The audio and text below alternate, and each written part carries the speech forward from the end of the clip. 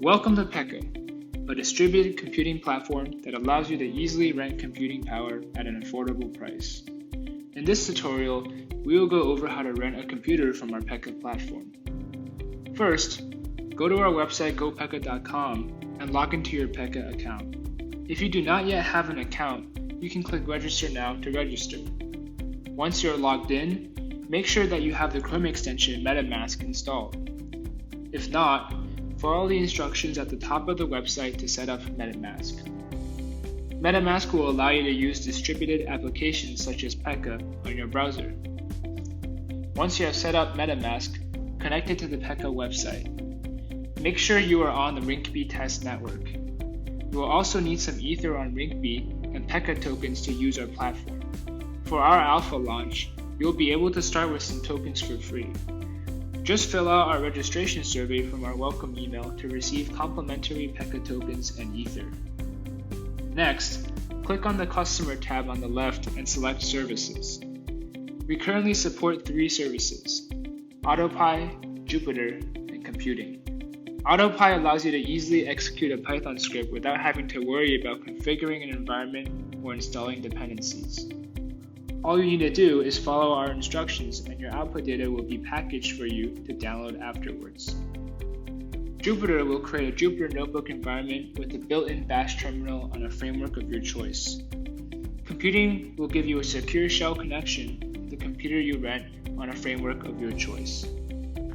Our services allow you to upload files for you to access on your rented computer. In this video, we will go over the computer renting process by using our Jupyter service as an example. Click on Jupyter and upload a zip file containing the files you would like to use during your session. Then, click Next.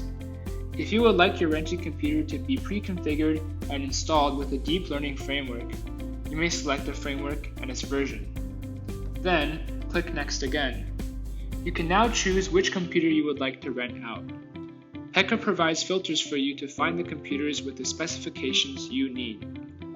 Make sure you select how long you would like to rent the computer for. You can also choose to enable our snapshot functionality, which allows you to back up your progress and revert back to a previous state during your renting session. Finish off by creating a name for your instance and click Launch. You will need to wait around 10 seconds for your request to be processed on the blockchain. Once the transaction is confirmed, click on the Customer tab and go to My Instances. You should see your new rented instance under Current. You will be able to connect to the computer once the status says Running.